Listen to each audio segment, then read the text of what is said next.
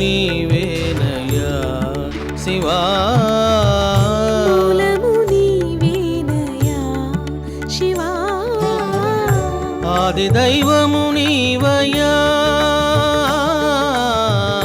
ఆది దైవము నీవయ్యా, నామము రూపము గుణములు లేని, నామము రూపము గుణములు లేని, ఆత్మజ్యోతివి నీవు శివా, ఆత్మజ్యోతివి నీవు శివా.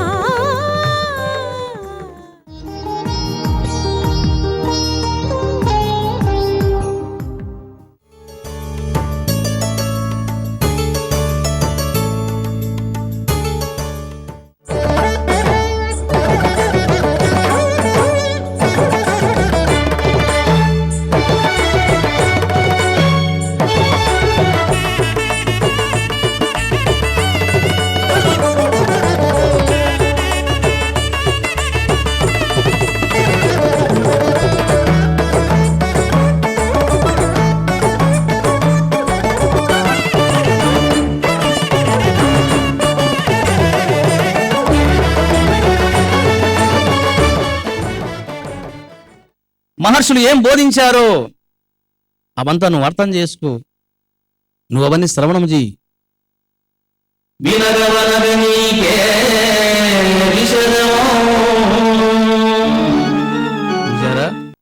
తినగా తినగా చూడు తీయగా నుండు అన్నారు. వినగా వినగా నీకు విషదమగును. అది ఎందుకు ఈ ప్రవచనాలు పెట్టడం జరిగింది? దేనికోసం ఈ ప్రవచనాలు? ఎందుకు బాబా యొక్క తత్వాన్ని, బోధలను, శాస్త్రాలను బోధించడం జరుగుతున్నది అనంటే శ్రవణ ఫలితాన్ని అందరూ పొందాలి అన్నటువంటి సత్సంకల్పమే. Now you are listening the speech means you are in the stage of first stage. అది ఇప్పుడు నువ్వు ఎక్కడున్నావు తెలిసినా? ఫస్ట్ స్టేజ్లో ఉన్నావు నువ్వు. స్కూల్లో 1వ క్లాసులో చేరాలనుకోండి, ముందు బడి ఉండాలి కదా. బడే లేకపోతే 1వ క్లాస్ ఎక్కడ ఉంది? అదేవిధంగా ఎందుకు ఇవన్నీ పెడతారు అని అంటే, ఇదిగో ఇవన్నీ బాబా చేయించేటివి తన శిష్యుల కోసము, భక్తుల కోసము అపార కరుణతో. లేకపోతే కొన్ని లక్షలు ఖర్చు పెట్టి ఎందుకు చేస్తున్నాం ఇవన్నీ కూడా అంటే శ్రవణ ఫలాన్ని మీరు పొందాలి. ఆ శ్రవణ ఫలం దేనికోసము అని అంటే, ఇదిగో ఇక్కడ స్పీచ్ చెప్తూ ఉన్నాను, నాకు 2 లక్షలు ఇవ్వండి అని నేను తీసుకోవడం లేదే. ఇంకా నేనే 2 లక్షలు పెట్టి ప్రతి ప్రోగ్రాం చేస్తూ ఉన్నాను. మరి ఏమిటి చూశారా? శ్రవణ ఫలము మీకు. శ్రవణం చెప్పినందుకు గురువు యొక్క అనుగ్రహము నాకు, అంతే. మరి మాకు లేదా? మీకు కూడా ఉంది. ఇంకేమి ఉన్నాయి. ఆ 8 వింటే మీకు కూడా ఆ ఫలాలన్నీ కలుగుతాయి. మొదటిది మనము చూడడం జరిగింది. ఇక రెండవది చూడండి, కీర్తనము. ఇది 2వ స్టెప్, అంటే 2వ మెట్టు. కీర్తనం. కీర్తనం అంటే ఏమిటి అని అంటే గానము చేయడము. ఏం గానం చేయడము?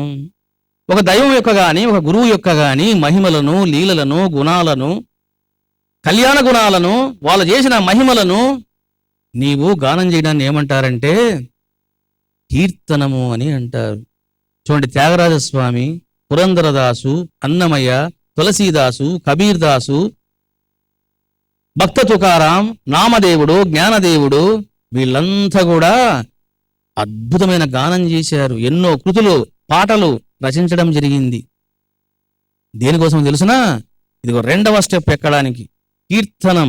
కీర్తనం అంటే ఏమిటంటే చక్కగా కూర్చొని భజన చేయడం. భజన చేయాలి అంటే మీకు కోకిల లాంటి గొంతు అవసరంలే, ప్రేమ ఉంటే చాలు. పాడంగా పాడంగా ఏమవుతుంది? మీ గొంతు కూడా చక్కగా మాధుర్యాన్ని విరజిమ్ముతుంది. ప్రయత్నం చేస్తే కదా, చెయ్యరు. కాబట్టి 10 మంది కూర్చోండి, మీకు వచ్చింది పాడండి. ఏం జరుగుతుంది అక్కడ? అక్కడ కూడా నీకు 2వ సాధన మొదలయ్యినది. అంటే in the stage of second stage. అది ఎందుకు అని అంటే సంగీతం అంటే ఏమి లేదు, అది ఒక తాంత్రిక విద్య. మీకు రహస్యాన్ని చెప్తూ ఉన్నా. సంగీతం అంటే తాంత్రిక విద్య. ఇది చాలా మంది తెలియదు. దాన్నే నాదయోగము అని అంటారు. సరి గమ పదని మొత్తము సప్తస్వరాలు. సా నుంచి పైకి పెరుగుతా ఉంది. చక్రాలు కూడా కింద నుంచి పైకి పెరుగుతా ఉన్నాయి. ఇక్కడ మూలాధార చక్రం ఉంది, దాని మీద స్వాదిష్టానం ఉంది, దాని మీద మణిపూరకం ఉంది, దాని మీద అనాహత ఉన్నది, దాని మీద విశుద్ధ ఉన్నది, దాని మీద ఆజ్ఞ ఉన్నది, దాని మీద సహస్రారం ఉంది. అంటే మొత్తం 7 చక్రాలు ఉన్నాయి. మూలాధార చక్రం, స్వాదిష్టాన చక్రం, లింగస్థానం. మీరు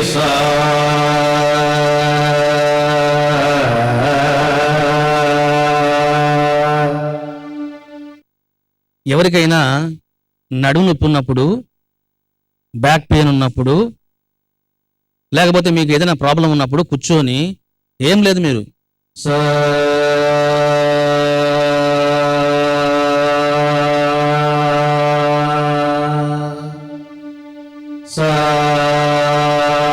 అనండి. ఏమవుతుందంటే మూలాధార చక్రం యాక్టివేషన్ అవుతుంది.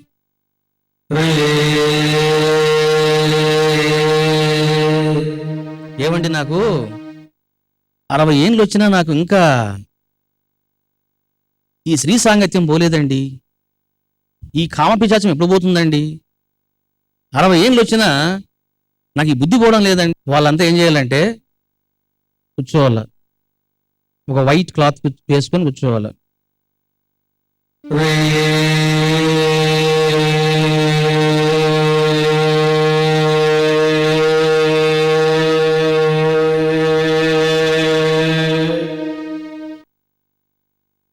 అంటుంటే ఏమవుతుందంటే వాళ్ళకి ఆ థాట్స్ అన్నీ ఎలిమినేటెడ్, అవన్నీ పోతాయి.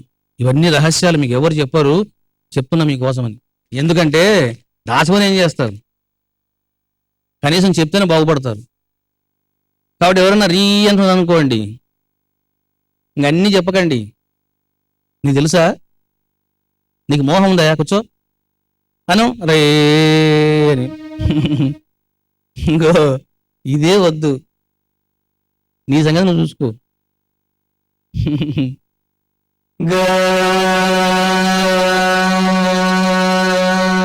అంటే మణిపూర్ బొడ్డు స్థానం.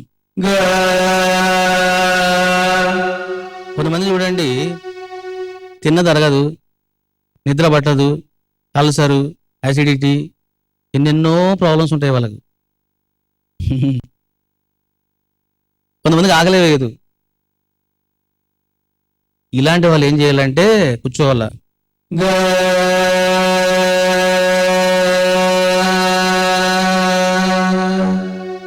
ఎంతసేపు అరవాలి స్వామి, ఆకలి అయ్యేదాకా. కాబట్టి డోంట్ ఆస్క్ మీ టైం. కొంతమంది ఉంటారు, నాకు ఇక్కడ నస్తుందండి, ఎంతసేపు అనాలండి అంటారు, నొప్పి పోయేదాకాను.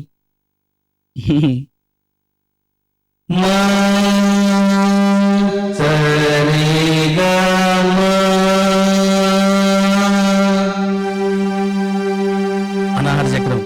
అనాహత చక్రం అంటే హృదయస్థానం.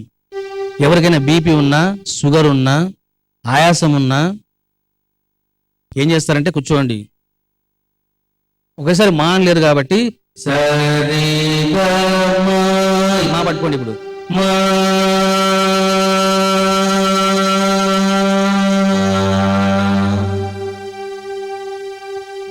ఈ సాధన చేసేటప్పుడు తలుపులు వేసుకొని సాధన చేయండి. తలుపులు వేసారేమో అమ్మా అని ఎవరు అరుస్తున్నారు అని డిస్టర్బ్ చేస్తారు. ఏం జరిగింది నీకు? నాకు ఏం జరగలే, సాధన చేస్తున్నావు అనుకో. ఇదేం దిక్కుమాలిన సాధన? ఎవరు చెప్పాడు నీకు? నా స్వామి చెప్పాడు. ఏంటి, అది సైన్స్ స్టూడెంట్? గోంగూర స్టూడెంట్ ఏం కాదు. కాబట్టి ఇది కూర్చొని బాగా సాధన చేయండి. అంటే 4 అయిపోయినాయి. ఇప్పుడు ఇప్పుడు ఎక్కడ ఉన్నాం మనం? ఇక్కడ ఉన్నాం.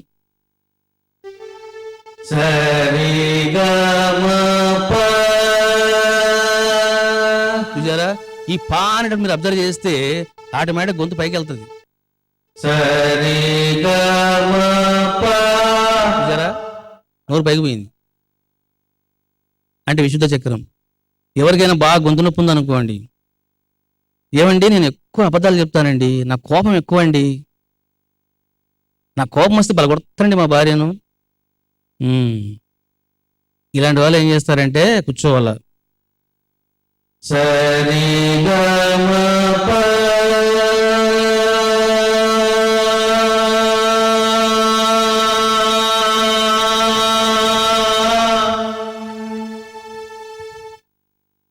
ఎంత సభలు కొడుతున్నారా? ఏం అర్థమైంది? ఓకే, వాడికి ఏం అర్థం కానట్టుంది. సో ఆ పాగు అన్నప్పుడు నీకు గొంతు క్లారిటీ వస్తుంది. ఓ నేను అనుకోండి నీకు గొంతు నొప్పింది కదా బాగారు. సో పా అన్నావు, ఇంకేముంది దా ఉంది. ఇంకా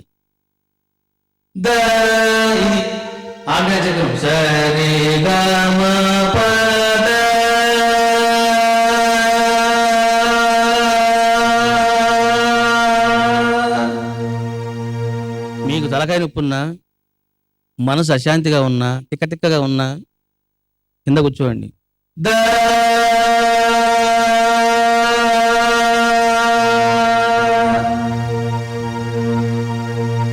ఎందుకైనా మంచిది, ఒకవేళ ఈ సాధన చేస్తే ఇంట్లో చెప్పండి, ఇదేం దాని ఎక్కడైనా ఏదనమ్మా అంటారు కదా, దాయేటి ఏమిటా పిచ్చిపోదా, అందుకే నీకు ప్రవచనం వద్దన్నా నేను. ఇవన్నీ వస్తాయి. ఇంకా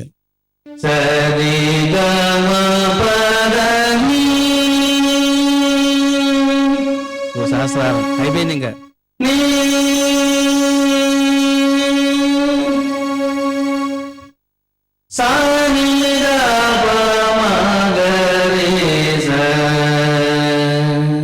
అంటే నీవు గానం చేస్తున్నప్పుడు ఏం జరుగుతుంది అని అంటే, నీ షట్చక్రాలన్నీ కూడా ఉత్తేజితమవుతాయి అనేది రహస్యం. అది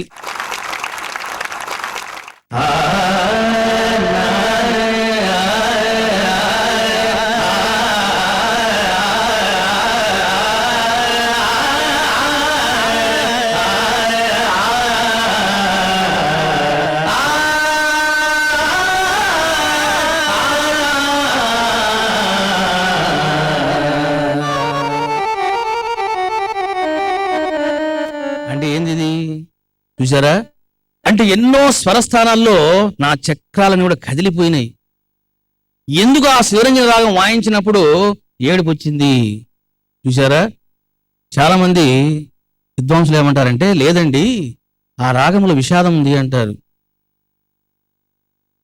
సీక్రెట్ అది కాదు. ఒక రాగానికి ఒక లక్షణం ఉండొచ్చు, కానీ సరేగా శివరంజన వాయించు.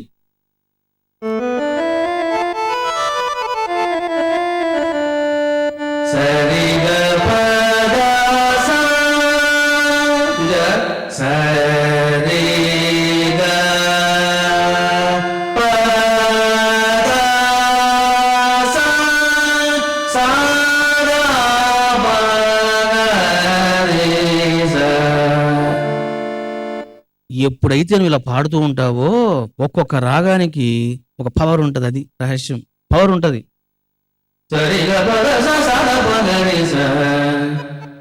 మోహన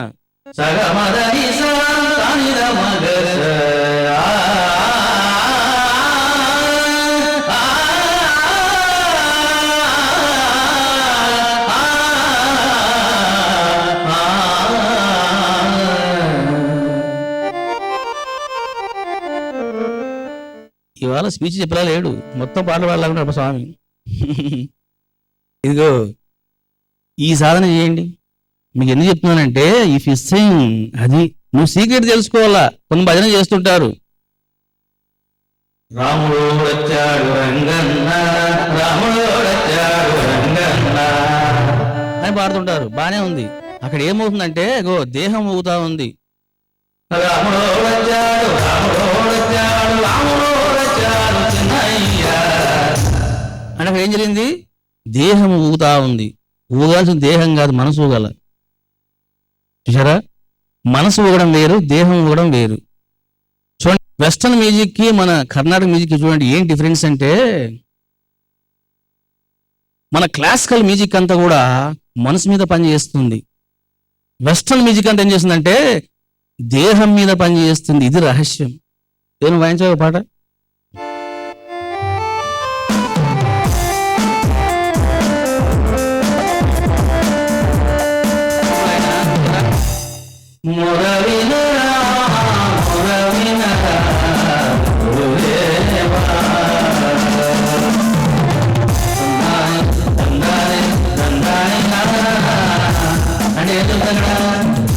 కాళ్ళు ఊగుతాయి, శరీరంతో ఊగుతుంది. అంటే ఆ వైబ్రేషన్ దానికి ఉంది.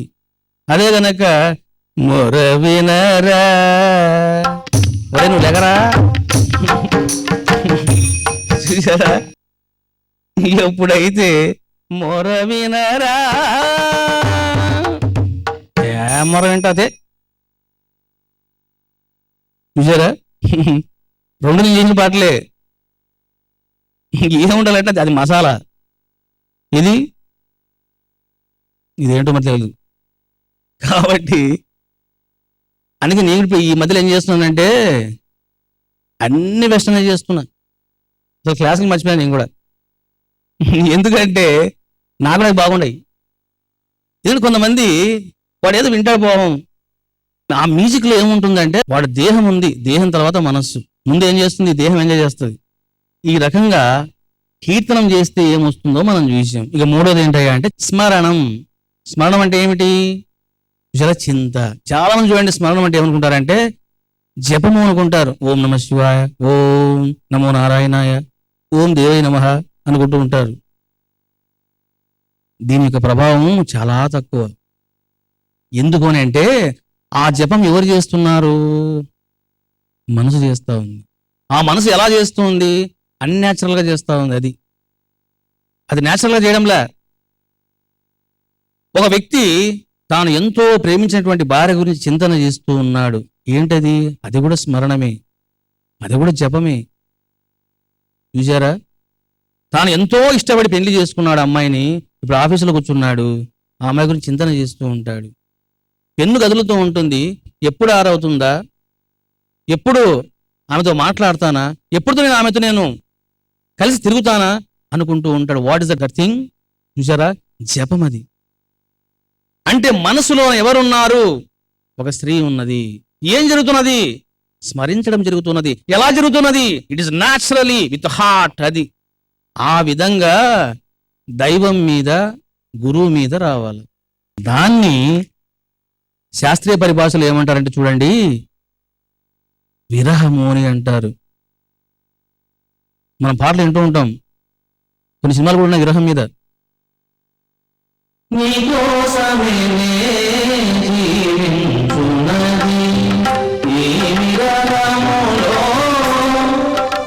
చూసారా,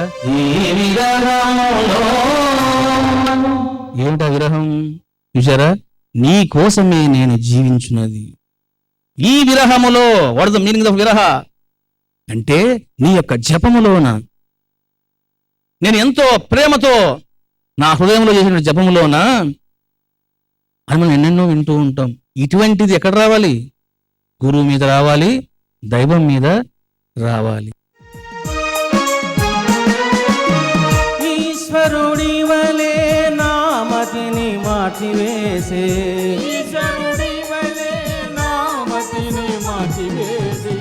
శుద్ధ బుద్ధిని నాకు నొసగితివయ్యా,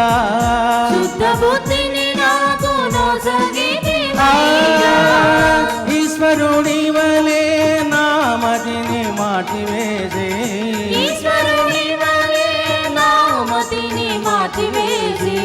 శుద్ధ బుద్ధిని నాకు నొసగితివయ్యా, ఛేదించవయ్యా నీ కరుణా ఖడ్గముతో నా అజ్ఞానము ఛేదించి కరుణా ఖడ్గముతో నా జ్ఞానము ఛేదించి నీ కరుణా ఖడ్గముతో నా అజ్ఞానము ఛేదించి కరుణా ఖడ్గముతో నా జ్ఞానము ఛేదించి ప్రతి క్షణము నీ కృపావర్షమును ప్రతి క్షణము నీ కృపావర్షమును కురిపించుమురా శిరిడి దేవ కురిపించుమురా షిరిడి దేవా నిన్ను చూసి నా మనసే మోగబోయరా నిన్ను చూసి నా మనసే మూగబోయరా నీ సగారి సని రే రే మదా పరే గారి స సగారి సని రి రి మదా పరి గారి సా పాద పమ ప పాద పమ ప పద నీ సని రి సని ద ప పాద పమ ప పాద పమ ప పద నీ సని రి సని ద ప పాద పమ ప పాద పమ ప పద నీ సని రి సని ద ప పాద పమ ప పాద పమ ప పద నీ సని రి సని ద ప పద పమ గరి సని రే పద పమ గరి సని రి రే గరి గ మా పమ గ మ రే రి గ మా పమ గ మరి రే మ రే మ ప పద సని ద ప రి మ ప పద సని ద ప పద పమ గరి సని స పద పమ గరి సని సా రే మ రే మ ప పద సని ద ప పద పమ గరి సని స రి మ ప పద సని ద ప పద పమ గరి సని సా నిన్ను చూసి నా మనసే మోగబోయరా నిన్ను చూసి నా మనసే మూగబోయరా ఎంత చూసిన నిన్ను తనివి తీరరురా ఎంత చూసినా నిన్ను తనివి తీరదురా ఎంత చూసిన నిన్ను తనివి తీరరురా ఎంత చూసినా నిన్ను తనివి తీరదురా మోహనాకార శిరిడి దేవరా మోహనాకార షిరిడి దేవరా మోహనాకార శిరిడి దేవరా మోహనాకార షిరిడి దేవరా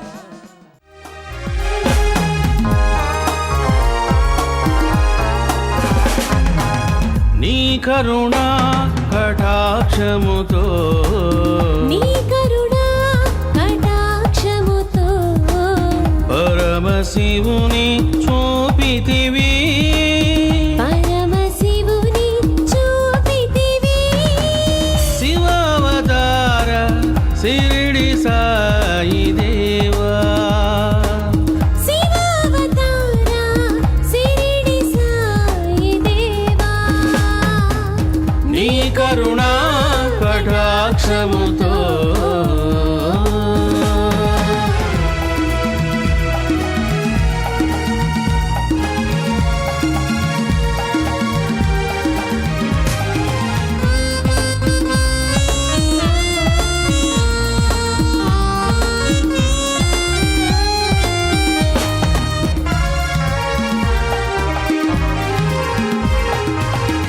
పన్నెండేళ్ళు తపము చేసిన దర్శించలేని పన్నెండేళ్ళు తపము చేసిన దర్శించలేని దేవదేవుని చూపితివి